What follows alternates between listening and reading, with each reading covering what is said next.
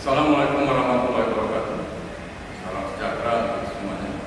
Selamat siang, para pemirsa sekalian. Di kesempatan ini saya akan membicarakan satu aspek yang cukup penting yang terkait dengan masalah korupsi.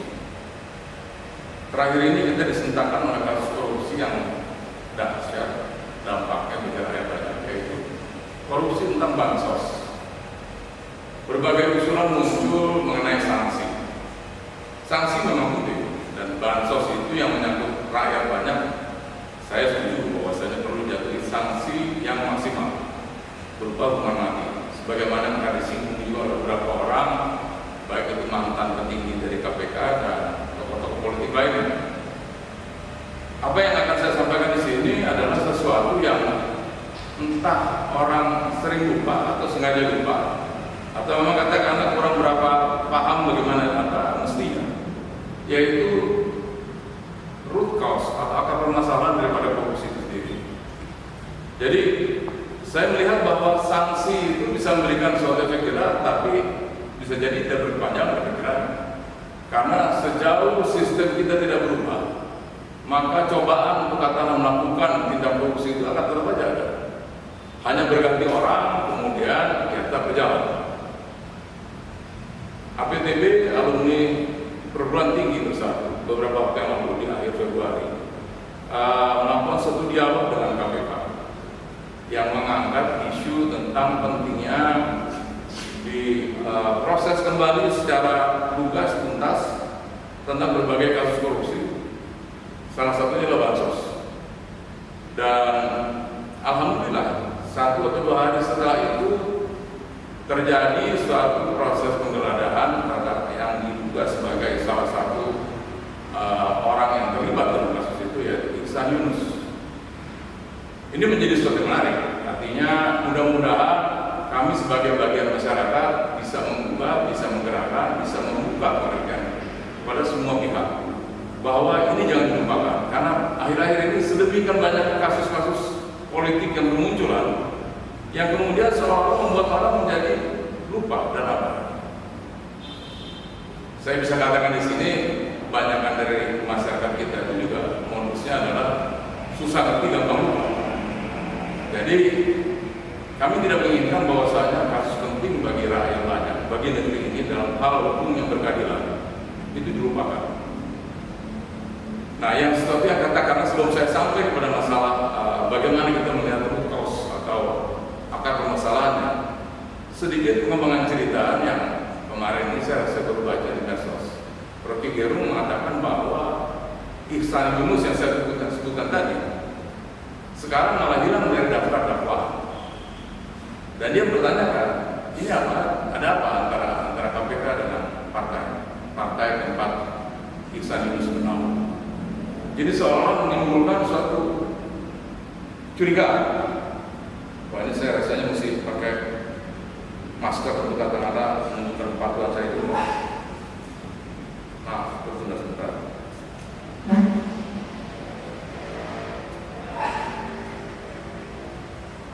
Kecurigaannya adalah karena sebelumnya sudah muncul di berbagai media massa bahwa ada beberapa orang yang sepertinya seolah-olah dilindungi atau paling tidak diniatkan untuk dilindungi. Nah, ini yang katakanlah membuat semua orang menjadi sangat memperhatikan bagaimana KPK bisa bekerja dengan baik. Tetapi lagi-lagi kalau saya katakan bahwa sanksi katakanlah kalaupun saya terungkap, sanksi diberikan, kedepannya jangka panjang ini belum menyelesaikan suatu masalah secara tuntas. Karena yang tadi saya katakan bahwa root cause-nya atau akar permasalahan tidak disentuh. Sebetulnya ada 2 hal yang kalau dikelompokkan secara mudah yang bisa dianggap sebagai root cause atau penyebab atau akar permasalahan dari korupsi itu sendiri, yaitu dua-duanya terkait dengan sistem perpolitikan yang diaplikasikan di negara kita. Yang pertama itu berkaitan dengan masalah partai, bahwa partai sekarang di sini seolah-olah mempunyai kebebasan untuk mencari uang dengan cara apa? Untuk katakanlah mendapatkan suatu kemenangan. partai pemenang, seolah-olah penguasa itu adalah menjadi tugasnya dia yang hanya merefleksikan apa yang menjadi kebijakan sebuah partai. Ini juga sesuatu yang kadang-kadang penuh dipikirkan, karena kalau kita lihat sebagaimana kayak di Amerika itu dicontohkan bahwa begitu seseorang terpilih menjadi presiden, maka dia melepaskan ikatan dengan kepartaian, karena dia akan menjadi presiden bagi seluruh bangsa dan negaranya. Tetapi kita di sini tidak. Nah, balik lagi bahwa partai tadi yang katakanlah di sini masih mempunyai aneka kebebasan. Kebebasan itu akhirnya berujung pada masalah memanfaatkan situasi dan kesempatan yang ujung-ujung adalah begitu, yaitu bagaimana orang bisa menjadi penguasa di level daerah atau di level pusat atau di level nasional untuk katakanlah mau nggak mau mesti mengikuti jalan yang ditempuh partai, dan jalan itu ujungnya ada berbeda. Ada satu hal menarik dari apa yang disampaikan oleh Bung Boydillah, dosen sospol dari UNJ, yang memberikan data bahwa biaya cakada pilkada di tingkat kabupaten atau kota itu besarannya 30 sampai 150 miliar. Kemudian calon gubernur besarannya antara 100 miliar sampai 1 triliun. Calon presiden besarannya antara 3 triliun sampai 10 triliun. Mungkin bisa lebih. Dan ini saya rasa bukan merupakan data yang mengarang diri saja, karena sudah menjadi percakapan umum yang kita ketahui bersama. Di tingkat DPRD, DPR, orang mau menjadi anggota pun juga nggak lepas daripada dibutuhkannya kesiapan dana dari yang bersangkutan untuk kalau dia mau menjadi anggota DPRD ataupun DPR. Karena sistem pemilihan kita untuk masalah DPRD dan DPR, rakyat itu hanya memilih partai. Yang menentukan siapa yang menjadi untuk anggota DPR atau DPRD itu adalah pengurus partai pusat. Yang artinya disitulah menjadi suatu celah katakanlah godaan buat terjadi transaksi pembayaran, bayar-membayar katakanlah diperoleh suatu jabatan. Inilah yang dikatakan oleh Bung Rizal Ramli bahwa di negeri kita ini sebetulnya demokrasinya adalah demokrasi kriminal. Karena apa? Karena terjadi pemerasan. Kalau orang mau jadi anggota partai yang menuduki jabatan di DPR DPRD, dia harus membayar. Yang kalau kita berpikir nalar bahwa setiap uang yang dikeluarkan, baik untuk kalau dia menjadi anggota DPR, DPRD ataupun penguasa daerah, itu pasti dia akan mencari gantinya. Artinya dia harus mengembalikan modal yang dia keluarkan dan syukur-syukur untuk dapat untung. Nah, ini yang katakanlah membuat orang cenderung akhirnya berbuat aneh-aneh yang berujung pada kasus korupsi. Seperti halnya kita lihat pada masalah bansos. Di situ melibatkan orang-orang partai. Jadi orang yang bersangkutan dia menikmati, tetapi kemudian juga orang partai lain juga sama bagian, dan partainya mungkin walau bisa jadi juga mendapatkan sesuatu yang sebagai imbalan. Apa yang bisa kita lihat sebagai suatu solusi yang katakanlah sebetulnya merupakan root cause daripada korupsi? Yang pertama, saya melihat bahwa kita perlu memperbaiki undang-undang partai, di mana di dalamnya tidak boleh ada politik dinasti. Sekarang ini kejadian di beberapa partai besar terjadi politik dinasti, pewarisan dari orang tua ke anak, dari seseorang kepada keponakan dan lain sebagainya. Ini yang katakanlah mengundang sesuatu yang katakanlah lagi celah untuk berbuat tidak baik. Jadi artinya unsur demokrasi itu tidak bisa kita lihat sih. Orang nggak bisa jadi ketua sejauh katakanlah dia bukan anak, bukan menantu, bukan ponakan. Yang ujung-ujungnya ya orang akan berusaha kalau dia jadi ketua minimal dia jadi anggota partai, tapi dia juga bisa bermain untuk katakanlah bisa mendapatkan kemanfaatan. Kemudian terkait juga dengan undang-undang partai yang katakanlah perlu diubah dan modifikasi sesuai dengan kebutuhan yang berkeadilan, yaitu ketua partai maksimal hanya boleh 2 kali menjabat sebagai ketua umum. Kenapa? Karena ini untuk mencegah terjadinya pembentukan kronik. Lagi-lagi namanya katakanlah terpaksa, tetapi bahwa kedewasaan berpolitik dari orang-orang Indonesia itu masih belum pada level yang kita bayangkan sekarang. Misalnya munculnya kesadaran bahwa dia akan berbuat yang terbaik karena dia menjadi anggota partai politik adalah untuk bisa mewarnai kehidupan bernegara yang katakanlah membawa kebaikan bagi rakyat dan bangsa. Idealnya adalah begitu.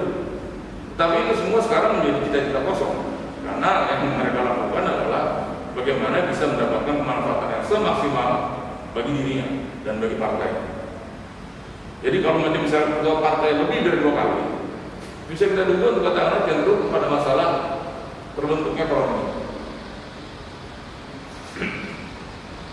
Yang ketiga, kalau sudah bikin ketat seperti itu, partai itu harusnya dibiayai oleh pemerintah. Ini bukan hal yang aneh. Di Eropa ini sudah dalam beberapa tahun terakhir ini dilakukan. Jerman, Prancis, sudah jadi negara di Eropa itu. Karena dengan partai dibiayai pemerintah, maka partai tidak akan semenang-menang mencari duit sendiri yang katakanlah bukan hanya sekedar provokasi, tapi juga mencari keuntungan yang tidak pada tempatnya.